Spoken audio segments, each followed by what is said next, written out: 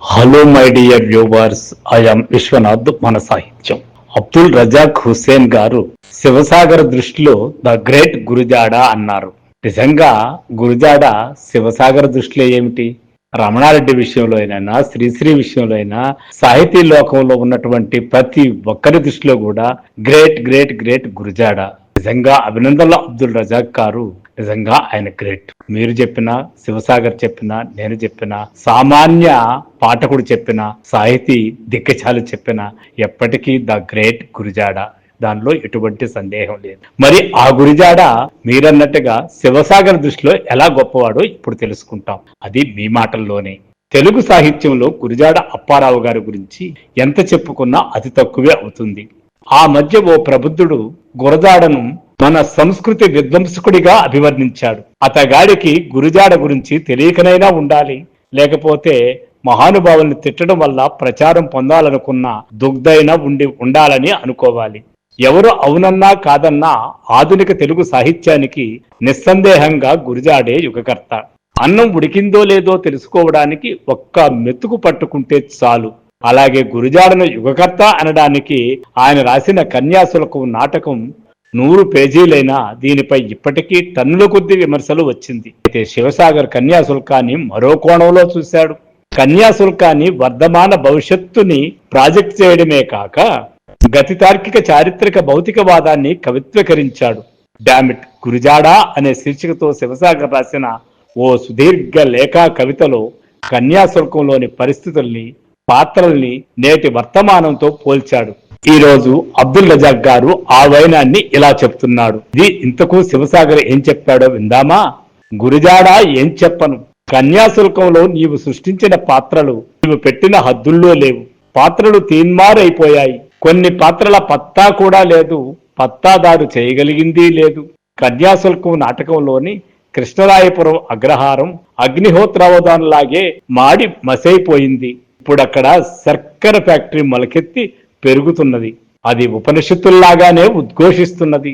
అలాగే రామచంద్రాపురం సారా దుకాణం వెనుక తోటలో కాళీ దేవాలయానికి ఎదురుగా పోలీస్ స్టేషన్ సాక్షాత్కరించింది. కాళీమాత వృషభాసురుణ్ణి మర్దించినట్టే పోలీసున్నత డెమోక్రసీ ఆసురం మర్దవం చేస్తోంది.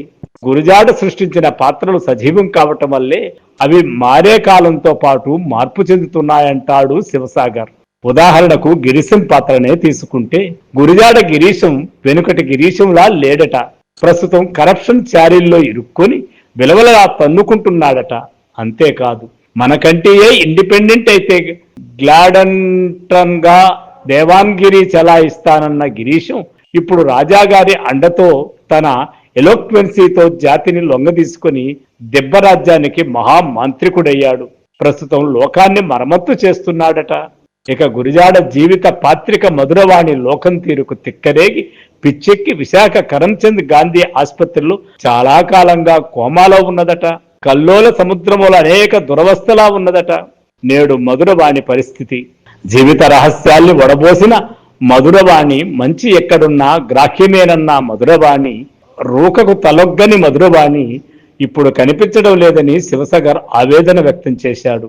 కన్యాశుల్కంలోని ప్యూర్ డైమండ్ బుచ్చమ్మ పూనాలోని విడోజ్ హోమ్ నుండి వచ్చేసి పడమటలో 100కి 100 పాళ్లు నాస్తికుణ్ణి పెళ్లాడి గుమ్మడి పండు లాంటి కొడుకును కన్నదట.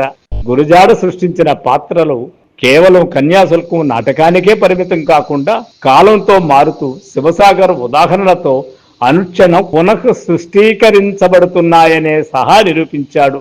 నాటకంలో ముక్కు ముఖమైనా లేని రాంభట్ల గారి అచ్చమ్మ కత్తి లాంటి కలం పట్టి మనుషుల్లాంటి పశువుల్ని బలిపీఠం మీద నిలబెట్టుతోందట.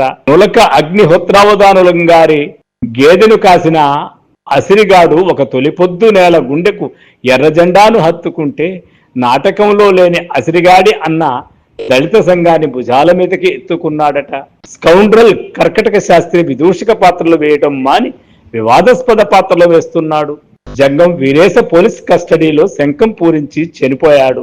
రామచంద్రాపురం అసిరిగాడు కర్కటక శాస్త్రి శిష్యుడు కలిసి జీవితంలో జీవిద్దామని అడవులకు వెళ్లిపోయారు. గురుజాడ ప్లేడరు న్యాయం ఎర్రజెండా పార్టీలో చేర్చే వరకు అండర్ గ్రౌండ్ అయిపోయాడు. బైరాగి అయితే హద్దుల్నే కాదు దేశ సరిహద్దులు కూడా దాటిపోయాడు. ఆంధ్రజాతి ఆత్మగౌరవం కాపాడేందుకు హవల్దారు అచ్చెన్న ఇప్పుడు గురూజీ గిరీశం దివ్య పాదాల కింద పడి ఆత్మాహుతి చేసుకున్నాడు. లుబ్దావధాన్లు రామచంద్రాపురం సైన్స్ కాలేజీలో విజ్ఞాన శాస్త్రం వేద ప్రమాణంగానే బోధిస్తున్నాడు.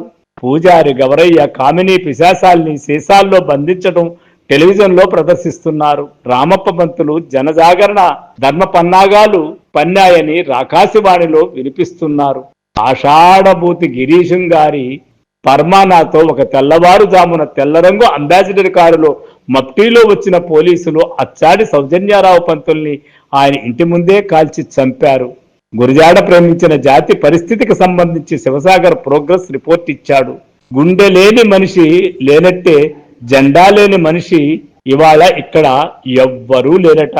మారిన కాలంతో మారుతున్న పాత్రలతో ఇప్పుడు కన్యాశుల్కం నాటకాన్ని ఎలా ఆడాలని శివసాగర్ ప్రశ్నిస్తున్నాడు.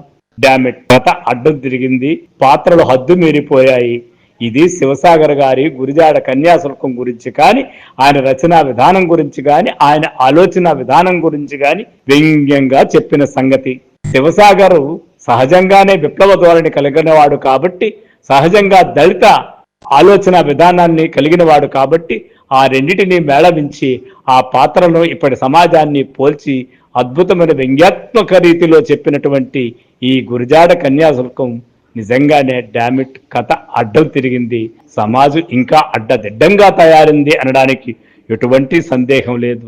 సో ఫ్రెండ్స్, మన సాహిత్యం ఛానల్ని ఇలాంటి కథనాల కోసం సబ్స్క్రైబ్ చేయండి, లైక్ చేయండి, షేర్ చేయండి. Thank you. I am Vishwanath.